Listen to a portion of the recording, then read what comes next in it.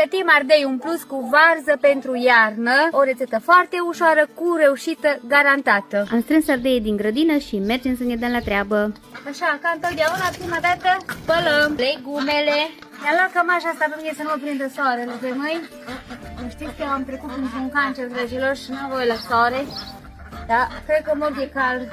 Ne dăm la curățat ardeiul. Curățăm bine ardeii, îi clătim și în interior cu apă ca să nu rămână semințe, apoi îi lăsăm la scurs. Tăiem varza fideluță în fâșii fine. Adăugăm cimbru uscat, îi dă un gust foarte bun. Cam 100 de grame de sare grunjoasă pentru murături și câteva boabe de piper. Condimente 100% naturale și gustoase găsiți pe site-ul meu anitacooking.ro. Avem peste 80 de sortimente. Amestecăm foarte bine și o lăsăm aproximativ 30-40 de minute până când se înmoaie și lasă zeamă.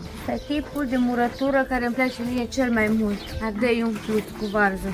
Eu am adăugat și puțin morcov, tăiat în fâșii subțiri pentru gust și culoare. La început e mai greu, după aia să frământă bine.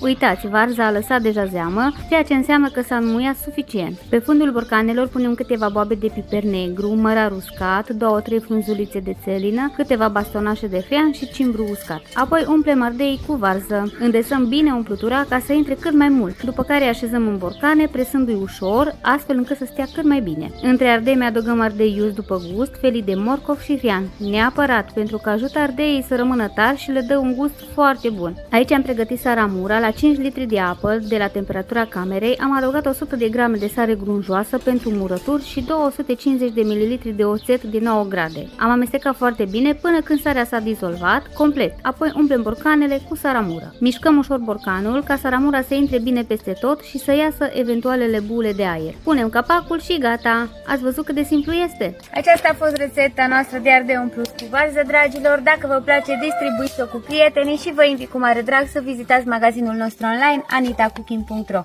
Până la următoarea, vă dorim toate cele bune. Pupici, pa, pa!